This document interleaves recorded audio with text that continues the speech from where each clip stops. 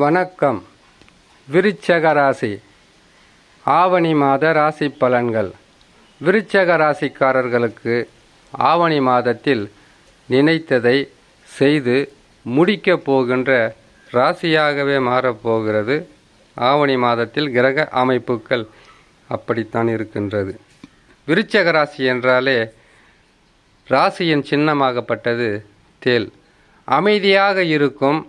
கோபம் வந்தால் பேசுகின்ற வார்த்தையாகப்பட்டது தேளை போலவே குட்டுகின்ற, அதிகப்படியான கோபங்களை கலந்து பேசுகின்ற ராசியாகவே இருக்கும். வார்த்தை என்பது தேளை போல கொட்டி வலியை கொடுக்கும்.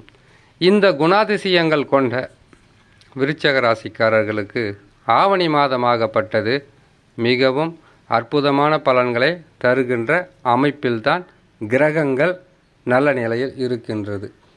விருச்சக ராசிக்காரர்கள் ராசி பலன்களை பற்றி தெரிந்து கொள்வதற்கு முன்பதாக சந்திராஷ்டம தினங்களை தெரிந்து கொண்டால் மிகவும் உதவியாக இருக்கும். சந்திரன் 8ஆம் இடத்தில் சஞ்சாரம் செய்கின்ற நாட்கள் 2.25 நாட்கள். இந்த நாட்களில் சந்திராஷ்டம நாட்களில் பொறுமை, நிதானம் மிக அவசியம். சந்திராஷ்டம நாட்களில் செய்யக்கூடாத சில விஷயங்கள் இருக்கும். கொடுக்கல் வாங்கல் தவிர்க்க வேண்டும். வண்டி வாகனங்களில் வேகமாக செல்லுவதை தவிர்க்க வேண்டும். யாரிடமாவது வீண் வாக்குவாதத்தை தவிர்க்க வேண்டும். குடும்பத்தில் சில பிரச்சனைகள் வந்தால் அமைதி காக்க வேண்டும். இப்படி இருந்தால் பெரிதளவு பாதகமில்லாமல் சாதகமான பலன்களை கட்டாயம் பெறலாம்.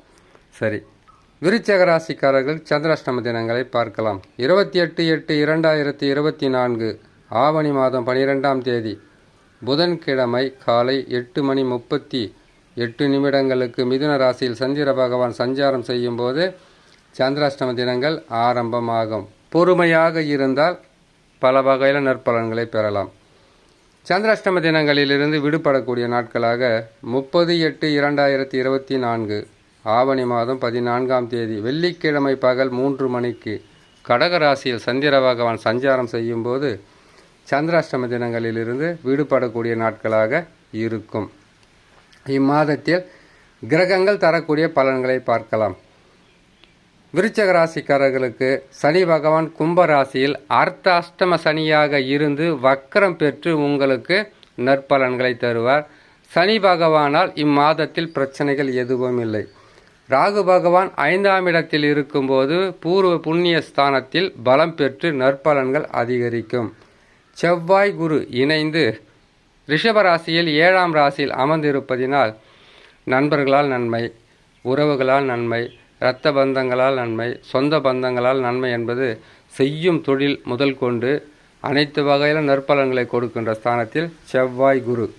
அடுத்ததாக புதன் பகவான் விருச்சக ராசிக்காரர்களுக்கு 8ஆம் இடத்தில் அமர்ந்திருப்பது மறைந்த புதன் நிறைந்த செல்வத்தை தர வேண்டும். அது உங்கள் சொந்த ஜாதகத்தில் நடக்கக்கூடிய தசாவை பொறுத்தது.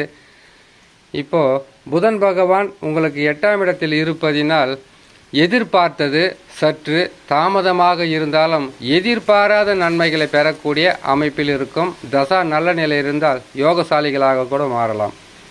சூரியன் சுக்கிரன் இணைந்து உங்களுக்கு 10ஆம் ராசியில் அமர்ந்திருப்பதினால் தொழிலில் வளர்ச்சி, குடும்பத்தில் சந்தோஷம், எடுக்கின்ற முயற்சிகளில் வெற்றி, உங்களுடைய வாழ்க்கை வளர்ச்சி பாதைக்கு வழியை காட்டக்கூடிய ஸ்தானத்தில் சூரியன் சுக்கிரன். கேது பகவானை பொறுத்த வரையில் உங்களுக்கு 11ஆம் ராசியில் அமர்ந்திருப்பது நற்பலன்கள் அதிகரிக்கும், அதிர்ஷ்ட வாய்ப்புகள் கிடைக்கும், குடும்பத்தில் சந்தோஷம் பிறக்கும், எடுக்கின்ற முயற்சிகளில் எளிதில் வெற்றி கிட்டும். இதுநாள் வரையில் தடைகளாக இருந்திருந்தால் ஆவணி மாதத்தில் மிகவும் சிறப்பான பலன்களை பெறுகின்ற ராசியாகவே விருச்சக ராசி இருக்கும் என்று சொல்லி இன்னொரு நல்ல பதிவில் உங்களை நான் சந்திக்கிறேன். நன்றி, வணக்கம்.